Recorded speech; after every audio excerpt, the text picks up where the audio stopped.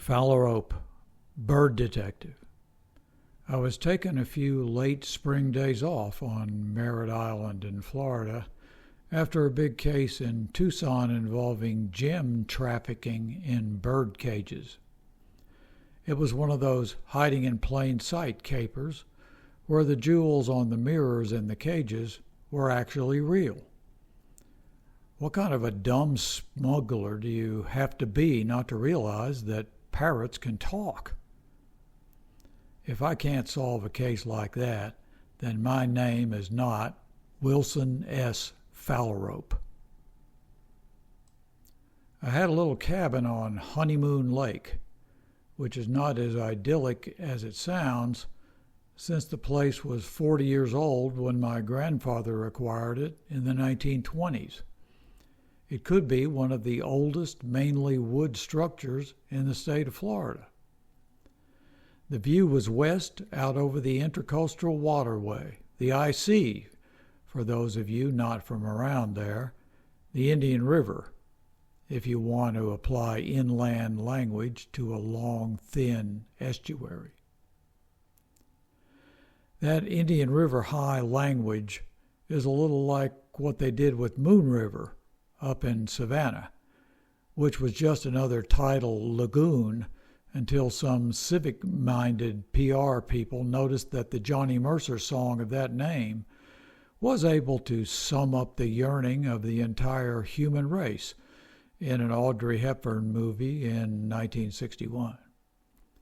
Up till that time, that Moon River had been known simply as Back River, which was already elevated to a river from a brackish piece of tidewater. People are always doing that, elevating, particularly when it comes to names and dreams. I'm thinking of naming my half-rotted cabin Chateau on the Isle of Esplanada Splendifera. That aside, I swim the mile and a half across the IC every morning when I'm in town. I go before the boat traffic gets bad. Even if there is the occasional propeller to avoid, I'm no manatee, nor am I restricted to surface antics while swimming like my taxonomic namesake, the Wilson's Phalarope. I can dive under danger like a loon or a rail and come up in a place far away and unrelated to what an ordinary observer might have thought he was witnessing. Speaking of witnessing, the previous night there had been action out on the IC, which is a little more dramatic than the usual party boats and fishermen. In the early hours, I saw an erratically zigzagging bow light take a sudden 90-degree turn into the mangroves on the far side, amid the unmistakable chatter of MP5 fire and a couple of pops of small arms that I took to be return flashes from somebody on the run. Then I heard police boat sirens and the roar of high-speed cigarette boats leaving the scene to the south. Some kind of violent police action on the water. Not all that unusual in the current day, but definitely a bit out of the ordinary. At daylight, I glanced across the water and noticed several police boats on the far side of the IC near a little park, and there were flashing cruiser lights visible through the brush out on Route 1. Not my circus, not my monkeys, I said, and grabbed a second pineapple juice. Nothing to involve Wilson S. Phalarope, bird detective. Maybe I should have said not my circus, not my flamingos, or not my condors. I figured the area would be clear by the time of my morning swim, and the boats were in fact gone when I left my little dock. The swim was uneventful. A little school of needlefish accompanied me part of the way. I've always found them quite curious and friendly in spite of their name. I was resting on a metal picnic table in the park on the far side before my swim back. I glanced down and saw the characteristic outline of a discarded brass bullet casing. "Are you kidding?" I said to myself. "The police around here can't even pick up the metal from a crime scene before they head back to HQ." I decided to just leave it. Not my blackbirds. At that moment, a Cocoa Beach uniform came out of the bushes. He was beating around with an extended baton, looking for evidence, no doubt. When he saw me, he started, then said, "This is a crime scene. You can't be here." No doubt public access had been blocked out on Route 1, but they hadn't been expecting Indian River swimmers access. His tag said Jameson. I guess he knew I wasn't a suspect, mainly because I didn't have any clothes on. Well, almost. A narrow Speedo. I'm not an animal. I guess he figured that real suspects would be wearing clothes. I was with him on that. A suspect with something to hide wears clothes. In any case, Jameson pulled himself together and said, "I'm going to have to see some ID." I did him the favor of raising my arms, palms up to the sides. It's what you do when you're not wearing clothes and it is not possible that you have ID. Maybe I should take to wearing some kind of dog tags on a lanyard. Sounds like it would interfere with my streamlining. You don't see double-crested cormorants wearing ID lanyards. "What's your name?" he said. "Phalarope," I said. He looked at me. "Will Phalarope. I live over there." I pointed across the water. "I didn't say, I saw you had some action over here last night. Not my partridges." "What are you doing here?" "Bird watching," I said, which he did not take at all well. So I added, "and exercising. I swim the river every morning." I used the word river out of respect for any human hope and illusions he might have, not the I.C., which I knew the water to be. "You're going to have to give me some ID," he said. He actually stepped back to get some room in case he had to draw on me. I could see he believed that I was an innocent swimmer who had just landed for a breather. I could see he believed that. But we both knew that wasn't going to be good enough. And neither could quite figure out what was going to be good enough. I think Jameson liked me, and I liked him, but he had a job to do. To break the tension, I pointed at the brass in the grass. He looked and understood. Then I saw him wonder how I understood. "I'm private," I said. "Work mainly on the West Coast, but my license is good in Florida. I'm staying right over there for a few weeks." I pointed again directly across the IC at a big porch with an American flag. "Give me a card," I said. "When I get back across, I'll call in and give you my numbers." I was mildly surprised that he seemed to accept that.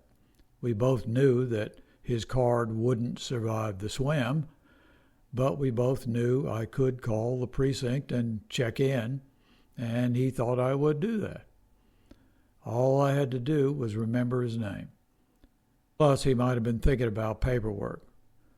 Plus, he might not want to share the credit for spotting the brass.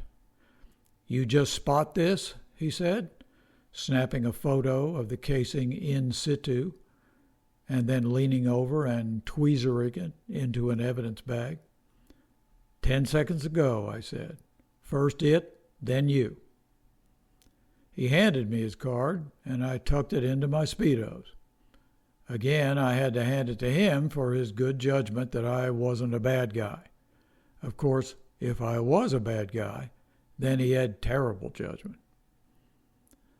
The same could be said about my reverse judgment on him. But since the porch with the flag that I had pointed to was not my cabin, he was in deeper than me. After all, How did I know for sure that Jameson was legit? Jameson wasn't in, of course, when I called in a half hour later to give him my creds. He was probably going to put in a full day beating among the mangroves and cabbage palm litter in the little park. I was going to spend most of my afternoon doing my favorite thing, watching birds. I was going to do that in the Alan and Helen Cruikshank Sanctuary over in Rockledge, which was actually only a couple miles from me as the crow flies. But of course, this time I put on some clothes and drove north over the bridge. I parked on old Route 502. The road actually looked about the same as it had when I first saw it 60 years before. But the fanned-out adjacent housing projects were certainly different. And yet the preserved area of scrub pine oak interspersed with palmetto and sand heath was still the same as I remember. I try to get to the harsh yet comforting environment every year or two, always afraid that the sandy trails and arid clearings will have been swallowed up, but they never are. That's why Alan and Helen Cruikshank had created the preserve, so it would be preserved. If you stuck to the central views well inside the boundary, the Florida you saw was the same Florida you would have seen 500 years ago, maybe 5,000, which is about as far back as I care about. This time I walked south. There were quite a few songbirds around, some still migrating through from parts far off in the Caribbean and South America. Some of those were the extremely delicate orange-crowned warblers with invisible orange crowns. They must reveal those only to each other in their most intimate moments. While I was contemplating this, I saw what looked like a miraculous orange flash from a completely different member of the class AVs. What seemed for all the world like a crested caracara flew up from beside the sandy trail and low into the bushes. I really didn't know what else it could be. It seemed to have the proper long legs, and I even thought I could see the white and orange on its neck and face. I had never seen one before, even in the old days, although I had often tramped around in their original range. Alan and Helen would have been very pleased. I actually knew something about the species' rowing flight close to the ground from accounts that had been described to me, and I thought I had seen exactly that. A couple of jays were mobbing it and pecking at it from behind, as jays everywhere are wont to do to predatory birds. I cut into the dwarf pines in pursuit. If you can't see an ivory-billed woodpecker, then the caracara was my grail bird. This really was turning into my circus, and this was very possibly going to be my very first caracara. I didn't get far because there was a dark-suited male body lying face down between two rosemary bushes, with one arm outstretched in the direction of the caracara's flight. The body was blocking the narrow path, and I realized I couldn't really just walk around it and pretend I didn't see it, although the thought did cross my mind. An actual, possible, even likely caracara, and I might never know. Maybe it was just a completely misseen, dark-phased, red-shouldered hawk, or some kind of freak land-based osprey. I had to accept that this dead body thing was in fact starting to look a little like my circus. Maybe how about bitterns? Yes, my circus, my bitterns. As birds go, they seem pretty stodgy and spend a lot of time camouflaged by lifelessness. I resigned myself and looked down at the rumpled suit in the sand. One hand stretched forward and contained a phone, the fingers no longer clutching it in the usual focused way. Jameson was on his lunch break, but he picked right up. "It's Phalarope," I said. "I've got a DOA birdwatcher." In 12 minutes, 2 detectives in 4 uniforms were on the scene, including Jameson. There aren't supposed to be any vehicles tearing up the sandy paths of the preserve, but I didn't say anything. I did remember when Alan and Helen set the land aside. I was just a teen at the time, but I came from a family of ornithologists, and those weird human birds tend to flock together. The Crookshanks were adamant that traffic would be extremely limited to preserve the wilderness, and they would have been greatly annoyed at the current real-world violation. I had to assume it was quite temporary. Jameson was standing near his blue and white, pretending he didn't know me. The Dicks had already pushed me around pretty good, checking ID, which I had with me in good order. They phoned L.A. I was one of those PIs who actually has good relations with the LAPD, maybe the only one, so that went smooth. They might have even put in a good word for me. Probably not. Jameson, though, might still have had some explaining to do if he hadn't reported seeing me earlier over by the IC. I suspect he hadn't. I wouldn't have. The Dicks took the phone out of the dead guy's hand and gave it to a serious guy in the standard blue Phoebe suit sitting in the back of their van. When the suit emerged after a minute, one of the Dicks said, "Nothing?" The Phoebe guy shook his head. "Something missing?" I said. The Dick nodded at one of the uniforms who took me roughly to Jameson's car and made it clear I was to stay there and shut up. Out of earshot now, Jameson said to me, "Phoebe set up a sting on the IC last night. The big guy got away. They want the SIM card from his phone. It looks like it's not here." I appreciated his use of the term IC. No Indian River man was Jameson.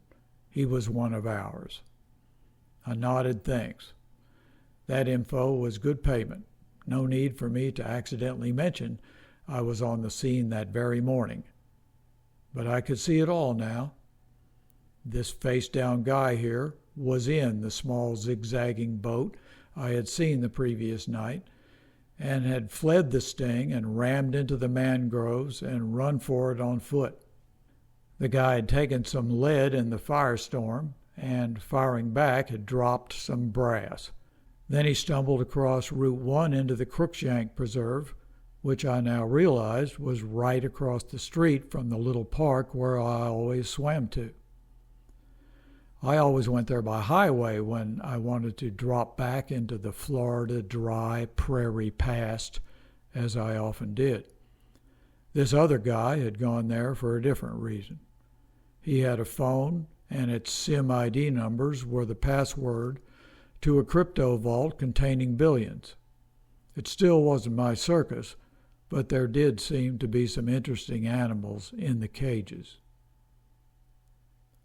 By this time, a big coroner's wagon had further marred the delicate, pristine wilderness, and the dead guy's pockets and clothing had been checked. Nothing, I could sense. The body was bagged, and the uniforms were again fanning out and beating around in the dwarf oaks and saw palmettos. I heard the head Dick give orders to retrace back to the water, looking for the SIM. A couple of the uniforms had metal detectors. He signaled me and put me in his car and gave me the 3rd degree. There was no way to shake me because there was nothing to shake.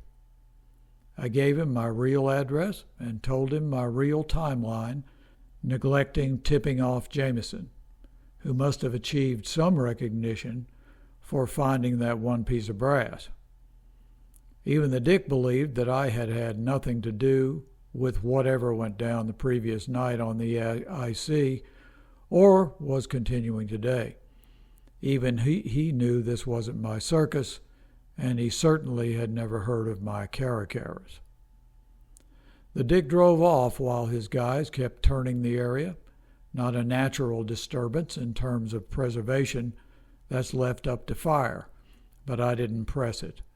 They had probably already stepped on the sim and mashed it into scattered grains of silica. As I turned to go, I told Jameson I didn't think a metal detector could detect a SIM card. Too thin. Not enough metal. Speck in a sand pile, I said, not really trying to be helpful. As I left, I saw another crew of guys get out of a van with some kind of different space-age metal detectors and go to work in the Badlands. Advanced technology? Are the stakes so high they're bringing in experimental DARPA AI equipment? How about magnetic drones? I looked at Jameson. Good luck with that. A few days later, I was browsing my way through the Crookshank chaparral, adding to my species list. There were some little brown sparrows that I couldn't ID, but I didn't really need to. I'm not a hardcore bird watcher. If I see what I think might be a Henslow sparrow, I will enjoy it as such, appreciate its flat-headed, dwarfish self, maybe even identify with its twisted off-kilter flight. But unless it sings, I'm not going to tell anybody about it. But I do know the ornithological truth when I see it. If you consult the December 28, 1967 checklist of the Cocoa, Florida Christmas bird count, you will find a record of 2, count them 2, wood ducks, the only 2 seen that year, due to the 10-year-old me, who, chest deep in a cattail swamp at the western edge of the census map circle in the Duda Ranch, saw them lolling in an open water clearing. I wouldn't have mentioned them, thinking that they were common like inland and up north, but I couldn't let the list go blank there, so I raised my hand at the midnight Christmas bird count reckoning. I will always be indebted to Mr. Crookshank for accepting my record. It may have even set me on my lifelong path as a bird detective. In fairness, even a 10-year-old boy knows a male wood duck when he sees one, not to mention 2. Its spectacularly flagrant, delineated plumage. As long as he's telling the truth, of course. Similarly distinctive, in fairness, are the uniquely recognizable in-flight field marks of an ivory-billed woodpecker. And I have always accepted Crookshank's himself's private report of an overflying ivory-bill in the 1950s on Route 29 in the Big Cypress Swamp, long after the last officially accepted 1944 record in the Singer Tract in Louisiana, even though he never made an official report.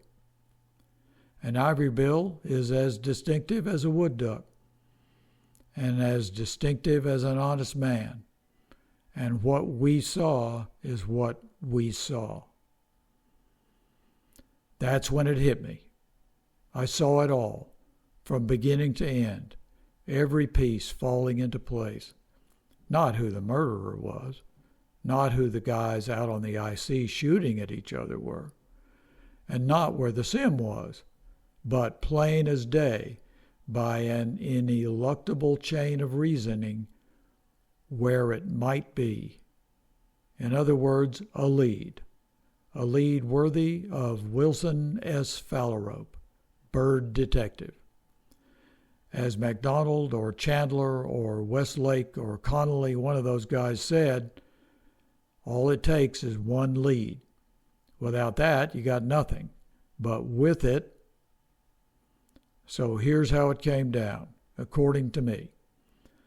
The guy with his face in the sand realizes it's gone south out on the IC and takes a couple rounds going ashore in the mangroves. He plunges through the brush, crosses Route 1, drags himself into the Crookshank Preserve. He realizes he's hurt pretty bad. He knows that the SIM card is the only thing that matters. If his pursuers get the SIM, he's definitely toast.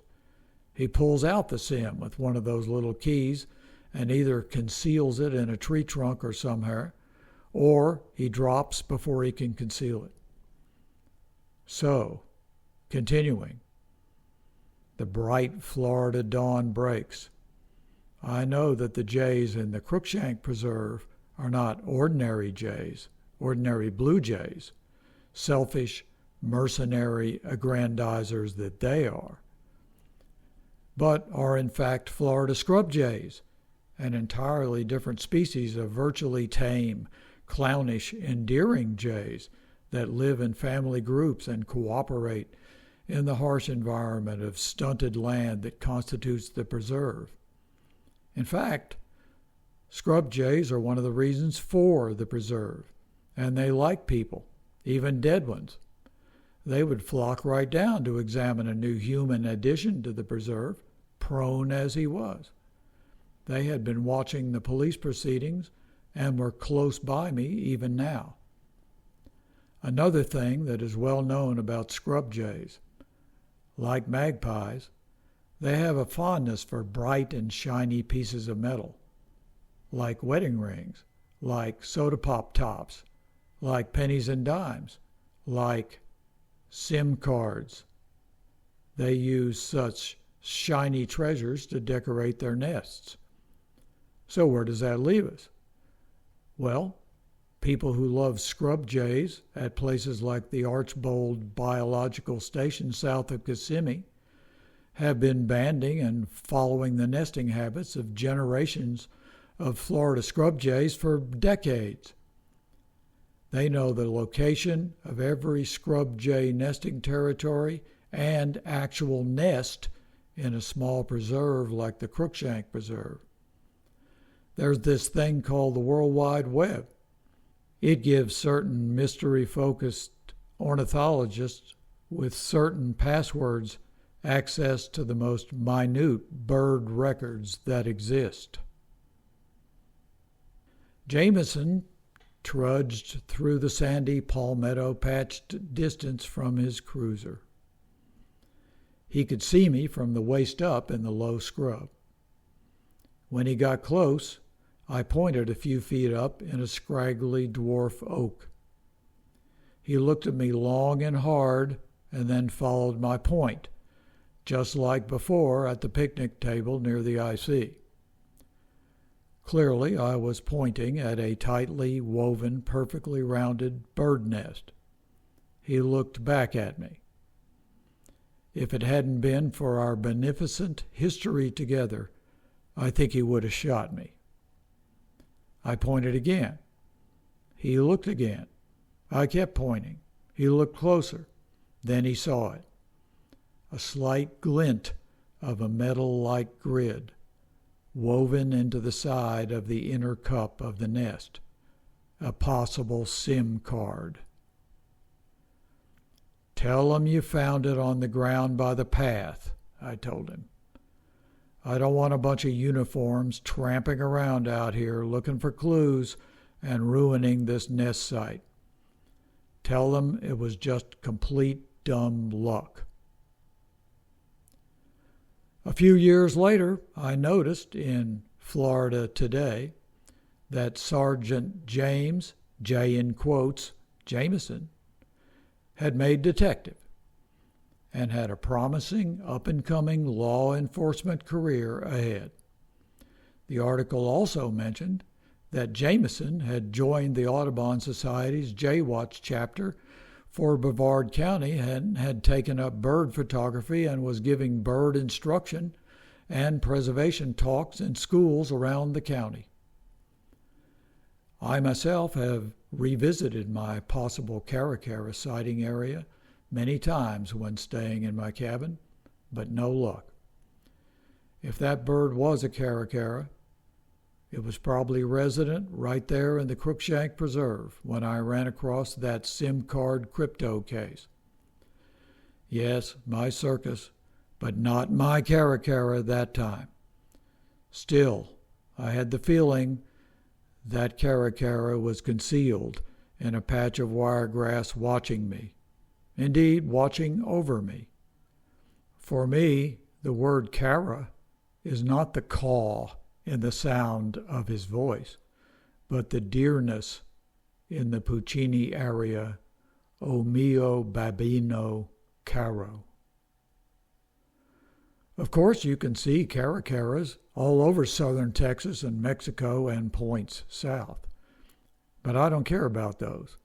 You can see king vultures down there, too, which will give you a whole different take on the avian color orange. The last one of those seen in Florida was by the Bertrams, father and son, and friends to Alexander Wilson in the 1760s. When I first went to Florida in the 1950s as a boy, the caracara was at the edge of mythic possibility. I didn't know there was a world somewhere else where they were easy to see, and I don't need to know about it now. Alan and Helen Crookshank preserved the world I want to remember and know, which probably says a lot about how I got my name. Go to the footnote if you wish. A world that was discoverably new to my bird-watching forebears is filled with ancient mystery for me. Maybe I should say those other places are not my circus, not my other world of big-topping delights. My big-topping delights are right here in the sand below my feet. Here is the one footnote, which says, the name I bear today, Wilson S. Phalarope, is the one my grandfather's grandfather gave his son, who passed it on while working in Alexander Wilson's Philadelphia engraving factory, producing images of newly discovered American birds, some of whom he himself had discovered and named, notably Wilson's Phalarope. That's me, Wilson S. Phalarope, bird detective.